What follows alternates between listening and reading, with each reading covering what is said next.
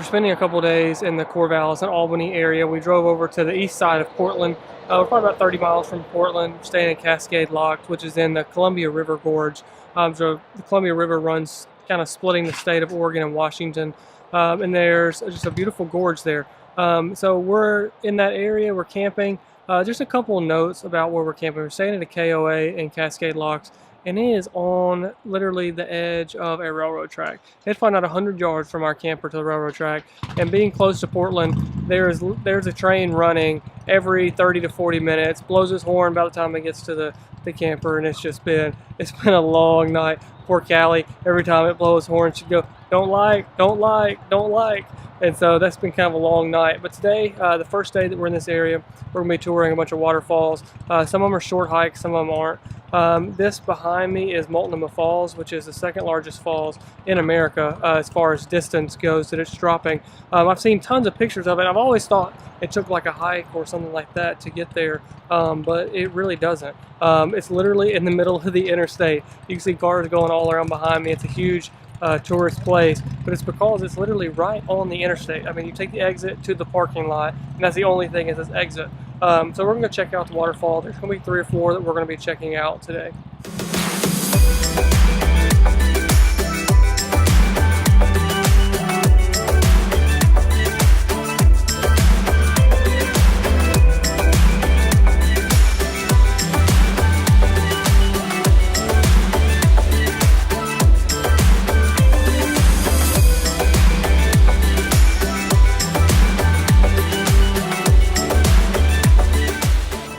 So there's a couple of things to take note of at Multnomah Falls. One is the crowd. This, as I said earlier, this being so accessible, it's right on the interstate. There are a ton of people here. Sydney and I typically hate places where there's lots of people.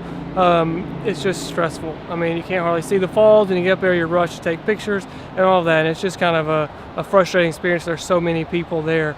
Second, there was the Eagle Creek fire roughly a year ago, maybe a year and a half ago, that burned 50,000 acres of land, including a lot of the land that's around this falls here. So a lot of the other falls are closed, so I think that's pushing people here. The bridge that you see across the water, where I've seen a lot of my friends having pictures there and seen a lot of pictures there, we weren't actually able to go up there because of the fire has shut that down.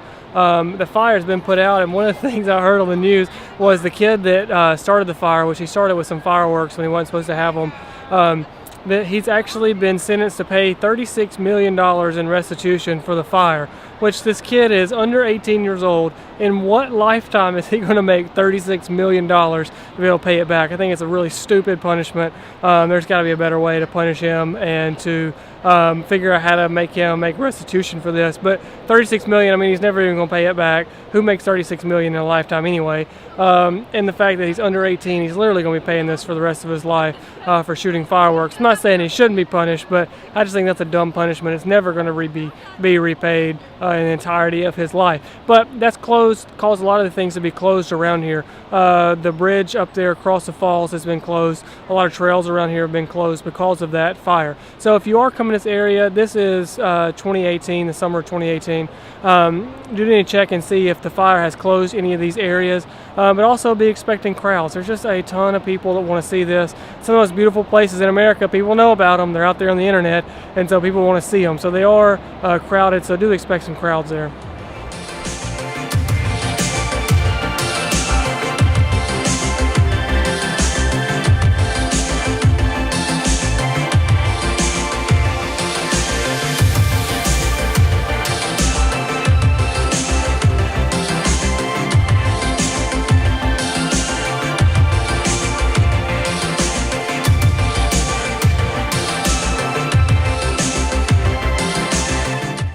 So behind me is the Columbia River Gorge, which runs along the Columbia River, separating Oregon and Washington from each other. It's an absolutely gorgeous place. Lots of people, millions of people every year come and look through here.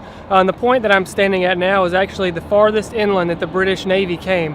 They were ordered to come and explore this river valley here. And so they came up to this point. They camped overnight right behind me. There's an island there, exploring this area. George Vancouver's the one that did the exploration here. And he's the one who named Mount Hood as well, after the fleet master of the Navy ships. for the British Army. So this is a really cool place. If you're in this area, you definitely have to check out this point here.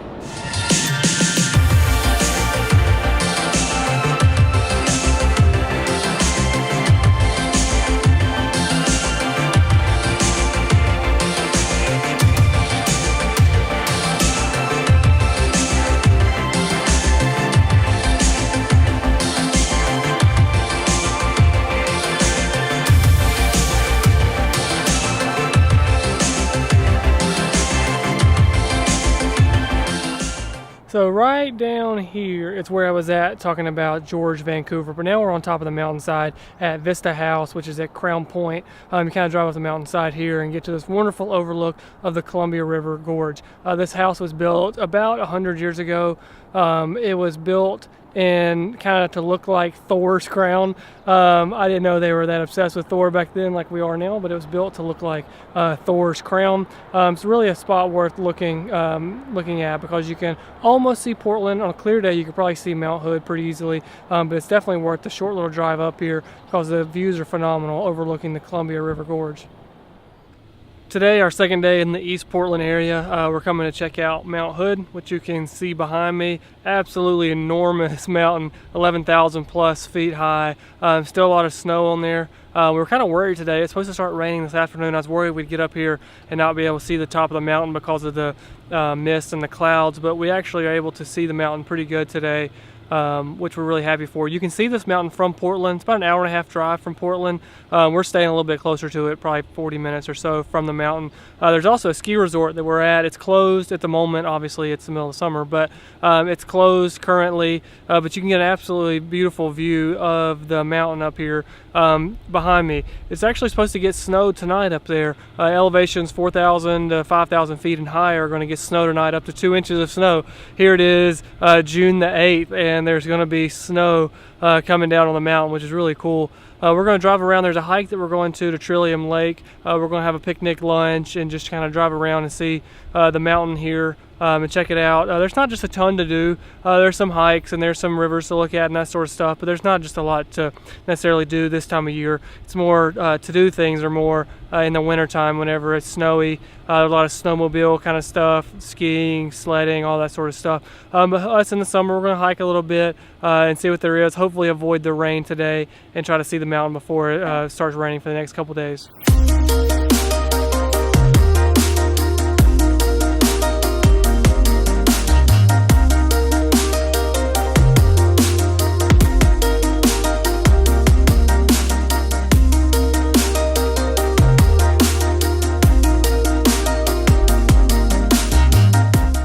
Callie, what's the duck say?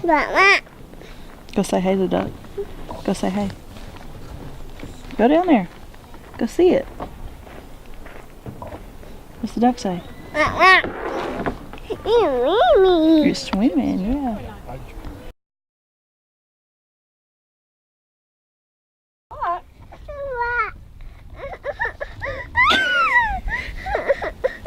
Say hey.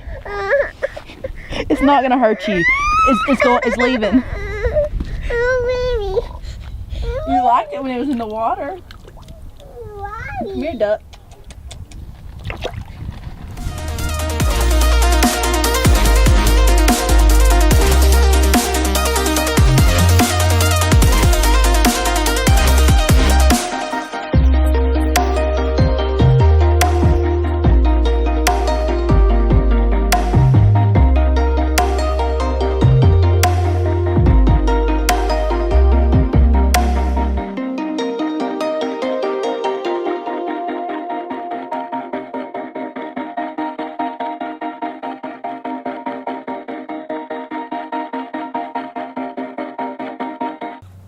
On days like today when we are out and hiking and exploring and stuff like that, we usually pack us a lunch for several reasons. One, because it's just so much cheaper to eat out than it is to stop and get fast food somewhere. And two, just because we get tired of eating out fast food places. And it's healthier just to pack your own lunch. Callie loves strawberries. She'll eat strawberries and some cheese. She'll eat some tomato slices. Some days we'll pack turkey sandwiches or peanut butter and jelly sandwiches. Jeremy loves some Vienna sausages with some crackers and cheese. So it's just easier to pack out a lunch. It's with a toddler especially. We're just out here in the woods in a picnic table out by the lake and just enjoying our lunch. You may be thinking, Vienna sausages, that can't be any healthier than fast food, and that's definitely the case. However, there's something about Vienna sausages that reminds me of growing up. Used to in the summer times, whenever we'd go to my grandmother's house, that's what we would have. We'd have Vienna sausages, crackers, cheese, and then we would have some pork and beans as well. So we would have all that stuff, and Sydney hates it, but that reminds me of summertime. My mama had a pool in her front yard, and me and Casey would get out there in the pool, and then you'd get hot and get ready for some lunch and come in and eat Vienna sausages, pork and beans, some cheese and crackers. And so it just kind of stuck with me. Even in my 30s, I remember that from 15, 20 years ago. That's still kind of one of the reasons why I like it. So we just left lunch at Trillium Lake, which is kind of at the base of Mount Hood, looking up to it. And I saw a sign that said Historic Lodge, so I just turned down the road, didn't plan on going anywhere, and just seeing what was up there. And we get there, and there's a ski lodge up there, and it is June the 8th, and there are still people skiing. There's people snowboarding, skiing. It is crazy. In Alabama on June 8th, it's probably 98 degrees already, humidity of probably 85 or 90, and these people here are skiing. Look at it.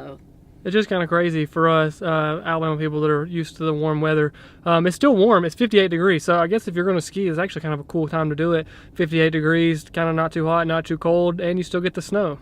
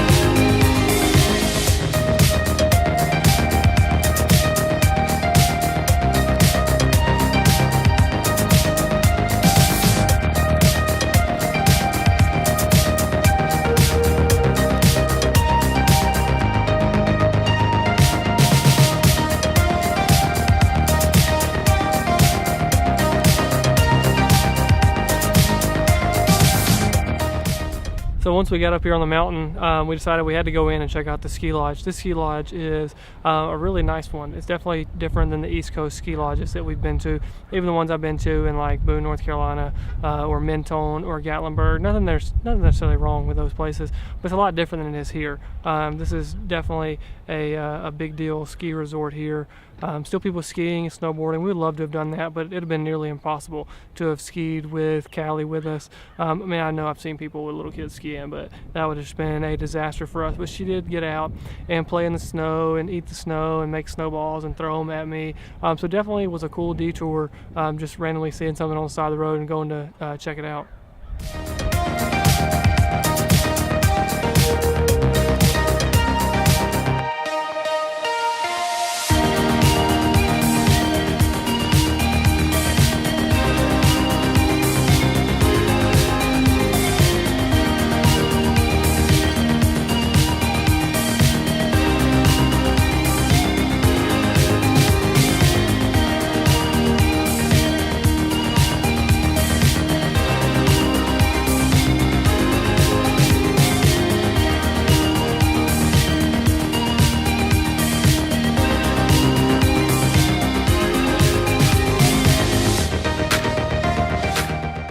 We hope you enjoyed our time in the Columbia River Gorge where we saw Multnomah Falls and Mount Hood. We hope you'll join us next week. We'll be in Portland where we eat too much food and see some pretty cool things. Stay tuned for our pictures of the week.